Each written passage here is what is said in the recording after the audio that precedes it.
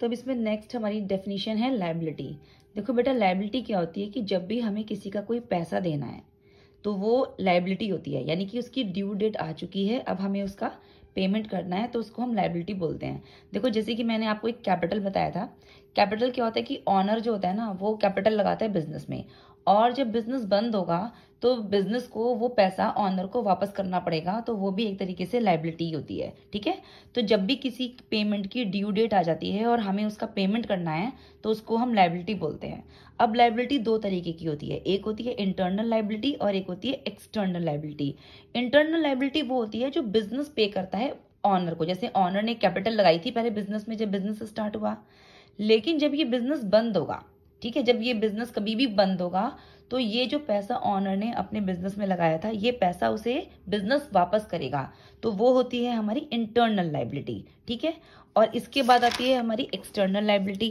देखो external liability वो होती है जो पैसा बिजनेस को आउटसाइडर्स को देना होता है। जैसे मान लीजिए बैंक से कोई बैंक लोन ले लिया, उसका पेमेंट करना है, या क्रेडिटर जिनसे हमने कोई चीज उधार ली है उनको हमें पेमेंट करना है। ठीक है, या कोई भी आउटस्टैंडिंग एक्सपेंसेस है या कोई भी हमने लोन ले रखा है, तो वो जो भी बिजनेस को पैसा आउटसाइडर्स को पे करना होता है वो होती हैं हमारी एक्सटर्नल लायबिलिटीज। इंटरनल कौन सी होती हैं? जो बिजनेस एंड होने के बाद ऑनर को पेमेंट करता है वो इंटरनल लायबिलिटीज हैं, और जो बिजनेस पैसा आउटसाइडर्स को पे करता है वो हमारी एक्सटर्नल लायबिलिटी होती हैं। इसके अलावा ये दो तरीके की और भी होती हैं, जो होती हैं लॉन्ग टर्म और नॉन करंट लायबिलिटी और करंट लायबिलिटी। देखो लॉन्ग टर्म और नॉन करंट लायबिलिटी वो होती हैं कि मान लीजिए हमने कोई लोन ले लिया, ठीक है, मान लीजिए 5 साल के लिए ले लिया या 10 साल के लिए, जिनका पेमेंट 1 साल से बाद करना है, मतलब 5 साल के बाद करना है या 10 साल के बाद करना है, मतलब मोर देन 1 ईयर के बाद हमें जिनका पेमेंट करना होता है वो होती हैं हमारी लॉन्ग टर्म और नॉन करंट लायबिलिटी। और करंट लायबिलिटी बेटा हमारी वो होती हैं जिनका पेमेंट हमको विद इन 1 ईयर करना होता है, मतलब 1 साल के अंदर अंदर हमें जिनका पेमेंट करना होता है वो होती हैं हमारी करंट लायबिलिटीज। ठीक है, these refers to those liabilities which fall due for payment in a relatively long period, normally after more than 1 year. जिनका पेमेंट 1 साल के बाद करना होता है वो है हमारी long term non current liability. और करंट लायबिलिटी हमारी वो होती हैं कि current liabilities refers to those liabilities which are to be paid in near future, normally within 1 year. जिनका पेमेंट हमें 1 साल के अंदर अंदर करना होता है वो होती हैं हमारी करंट लायबिलिटीज। अब नेक्स्ट टर्म है हमारी एसेट्स। देखो बेटा एसेट्स क्या होते हैं कि जैसे मान लीजिए हमारी जेब से जब भी पैसा जाएगा, ठीक है, और उसका बेनिफिट अगर हमें लॉन्ग टर्म तक मिल रहा है तो उसको हम एसेट बोलते हैं। जैसे मान लीजिए हमने कोई बिल्डिंग खरीदी है या हमने कोई लैपटॉप खरीदा, तो हमारी जेब से पैसा तो गया है लेकिन उसका जो यूज़ है वो हम लंबे समय तक करेंगे। बिल्डिंग जो है वो लंबे समय तक हमें यूज़ होगी, या लैपटॉप है वो हमें लंबे समय तक यूज़ होगा। तो जब भी हमारी जेब से पैसा जाता है और उसका बेनिफिट हमें लॉन्ग टर्म तक मिलता है ना, उसको हम एसेट्स बोलते हैं। ठीक है, assets are further economic benefits the rights of which are owned और कंट्रोल्ड बाय एन ऑर्गेनाइजेशन और इंडिविजुअल। अब देखो ये एसेट्स कौन कौन से होते हैं। पहला होता है नॉन करंट एसेट्स। देखो नॉन करंट एसेट्स वो होते हैं कि जब भी जिनका बेनिफिट हमें लंबे पीरियड तक मिलता है, मतलब जिसका आपने खरीदा है और उसका जो आपको बेनिफिट है वो लॉन्ग टर्म तक मिल रहा है, उसको हम नॉन करंट एसेट्स बोलते हैं। जैसे कि मान लीजिए लैंड एंड बिल्डिंग हो गया, प्लांट फर्नीचर, या कोई भी आपकी मशीनरी हो गई, तो वो होते हैं हमारे non current assets. Current assets कौन से होते हैं? करंट एसेट्स वो होते हैं जिनका बेनिफिट हमें लॉन्ग टर्म तक नहीं मिलता और वो बहुत जल्दी कैश में कन्वर्ट हो जाते हैं।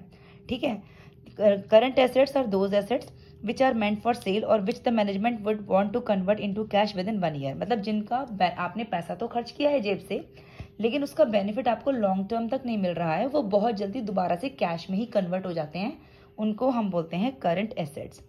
इसके बाद आते हैं हमारे फिक्टिशियस और नॉमिनल एसेट्स। देखो फिक्टिशियस और नॉमिनल एसेट्स हमारे वो होते हैं जो कि एक तरीके से काल्पनिक एसेट्स हैं, मतलब फेक एसेट्स हैं। ठीक है, इसका हमें कोई भी बेनिफिट नहीं मिलता, लेकिन क्योंकि इनका जो डेबिट बैलेंस होता है उसको हमें P&L में मेंशन करना ही होता है, तो इस वजह से हमें इसको एक एसेट मान के चलना होता है, लेकिन वैसे इसका कोई भी बेनिफिट हमें फ्यूचर में नहीं मिल रहा होता है।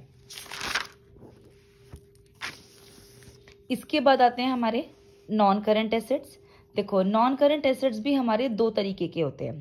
पहला होता है टेंजिबल एसेट्स और एक होता है इनटेंजिबल एसेट्स।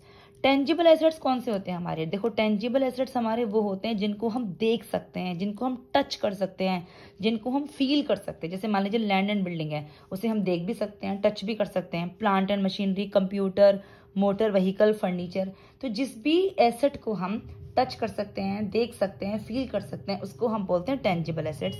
और इनटेंजिबल एसेट्स हमारे वो होते हैं जिनका कोई भी फिजिकल एग्जिस्टेंस नहीं होता, ठीक है, जिनको हम देख नहीं सकते, जिसको हम टच नहीं कर सकते।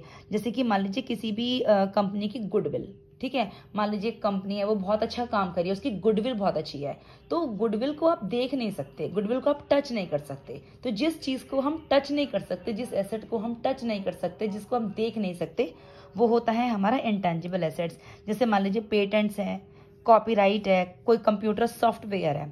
तो intangible assets are those assets which do not have a physical existence and thus cannot be seen or felt.